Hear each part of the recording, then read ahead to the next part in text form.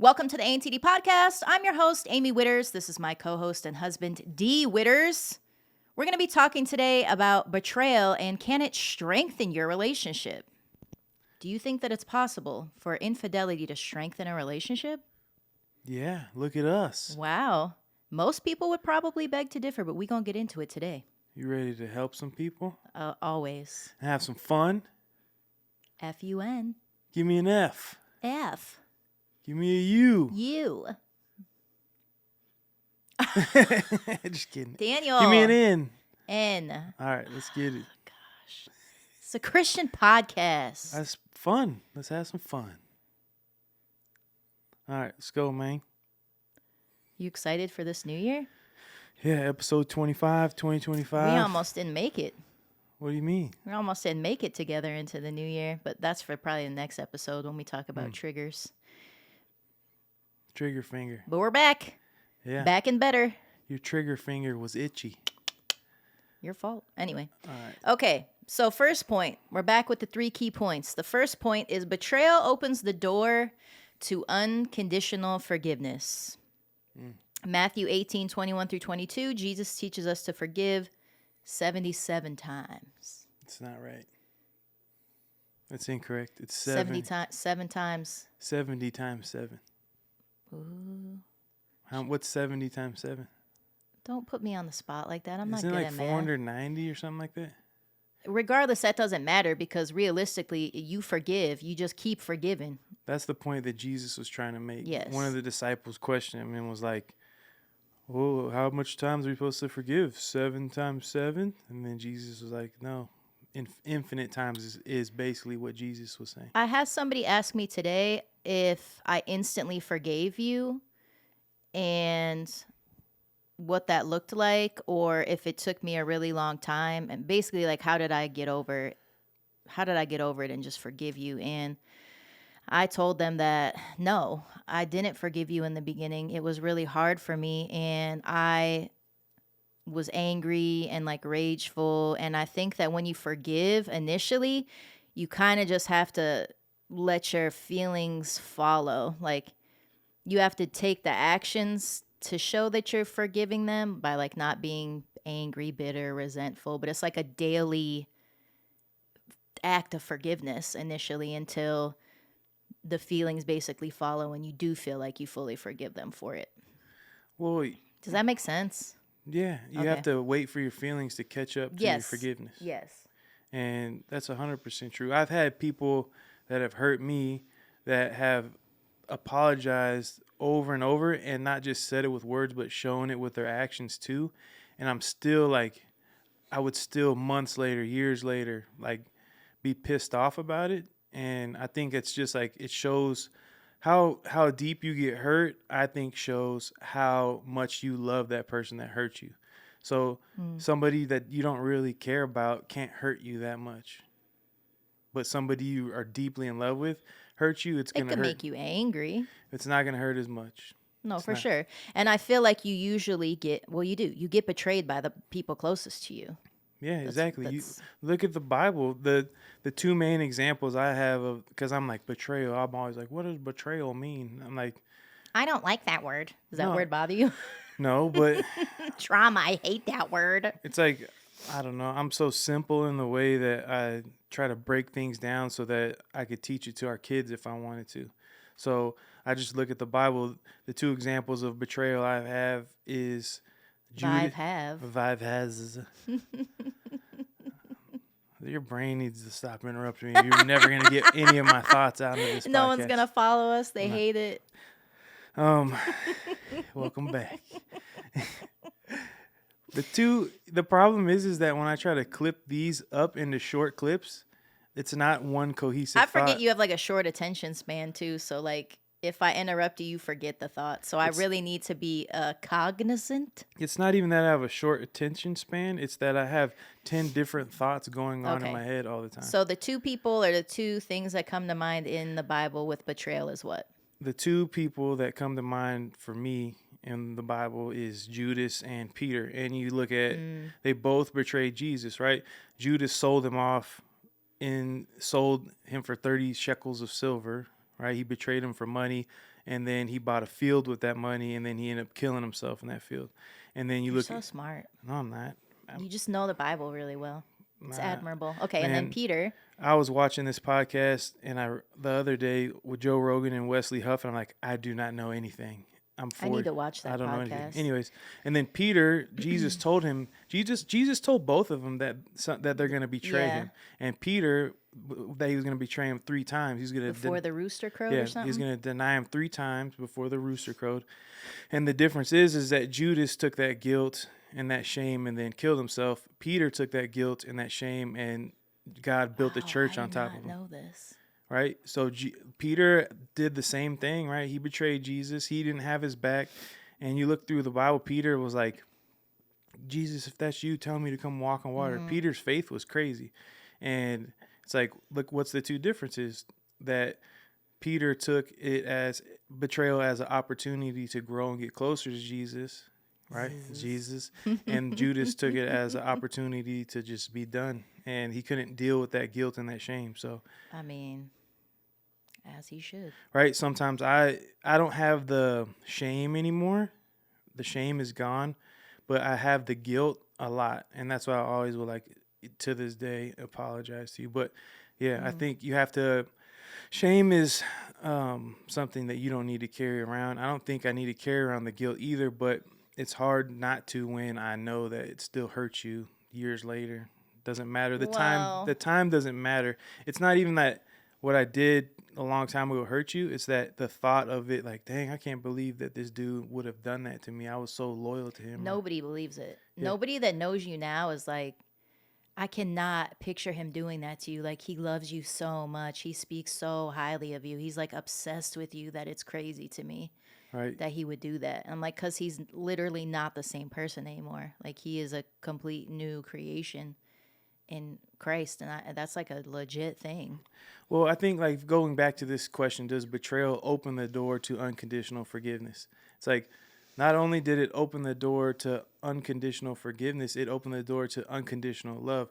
Me betraying you showed me how much you love me by the way you acted towards me. I think it strengthens your relationship with God too, because you have to lean on him to get the strength to forgive and then remember all the things you've done that he's forgiven you for first before any of that. Yep, facts. So that's another plus. Like, not only are you going to strengthen your relationship with each other, but at least for me and us, I think we had a greater relationship and strengthened relationship with God. Yeah, there's a story in the Bible where the woman had sinned so much, and the reason she loved so much is because she had been forgiven for so much. So maybe that's why I'm so deeply, like, madly in love with you, is because of the amount of forgiveness more than any other human being I've ever been around. What did I say yesterday too? Like, the more reps you get with yesterday too?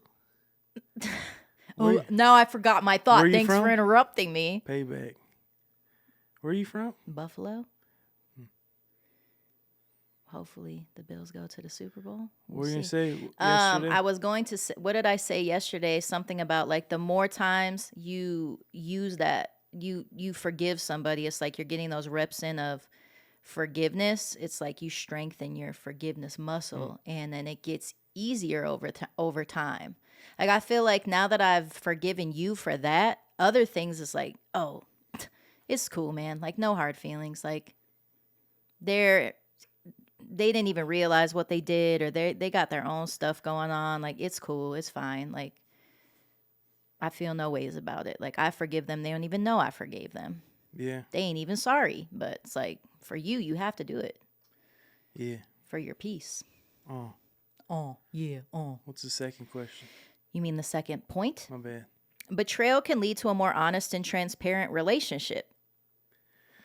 Well, that's because that's the only way you're going to get up out of that pit that you dug for yourself, is by telling the truth. So, Well, yeah, it allows humility and vulnerability to, I guess, like, get broke open. Like, you have to. Because if you don't tell the truth, you guys ain't never going to be able to heal and restore your relationship. You can't. Like, everything needs to be out in the open. And I think that allows you to deal with a lot of your, like, past childhood issues and stuff too, and helps that other person really understand, like, why you're so jacked up. Yeah. Like there were a lot of things I didn't know that happened to you or how you grew up that I was like, dang, that's why this dude is the way that he is. He ain't never his mom left. Like he's got all these like abandonment issues. Like this dude is running away because he's scared. He's scared of this love that I got to give. I'm not scared no more.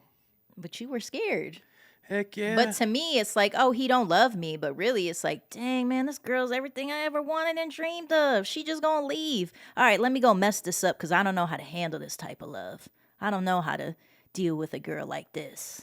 Yeah, it's like either way, what are you gonna do? You're gonna sabotage it, right? And then you're gonna miss out on the potential of something great, or you can go all in and give it everything you got, and then that person leaves. Either way, that's out of your control if the person leaves, right? All you can control is what you can control. All I can control is giving you my best effort. And Well, and I think you have to allow yourself to heal from those things from the past. Like you can't take those things from the past into the future if it's causing problems in your relationship.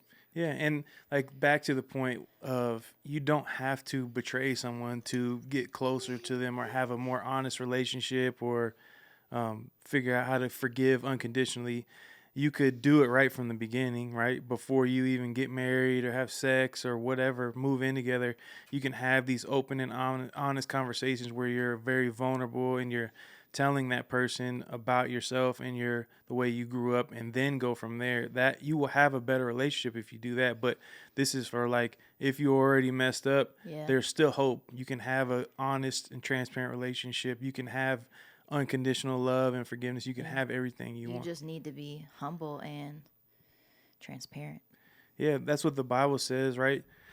Humility comes before honor. So it's like if you want to have an honorable relationship, if you want to be honored by your spouse or your whoever you're with, then you need to have humility. You need to go into these circumstances humble and not think you know everything and not think that it needs to go your way or That's not a weakness either. It's heck really no. not. Like it actually takes a very strong person to like be vulnerable and humble and even meek.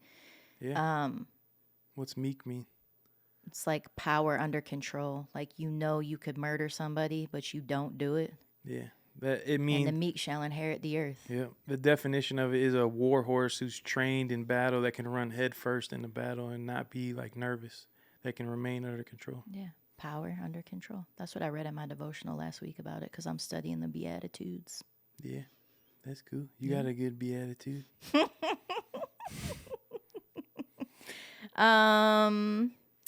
Okay, I think that takes us into the third one. I feel like we're moving through these kind of It's all fast. good. 30-minute podcast. All right. That's all my time attention span can last for. Betrayal can lead to a deeper understanding of God's grace. Yeah, that's kind of goes back to point one. I think when it comes to God's grace and when it comes to just life in general, you should choose to remember the things that people did for you that were good and not always the things that the people did for you that were bad. And God has only done good for you. He only does good for you. Human beings can do good and bad, right? So most people have this problem with remembering people or remembering when someone loved them or helped them or Mm-hmm. showed them unconditional love or grace, and they have a hard time with seeing that with God. But I think I have it easier than most people because of the amount of people close to me that I've lost, like my mom, my sister. Friends. Think I'm gonna go to the NFL and injuring my back. That's done.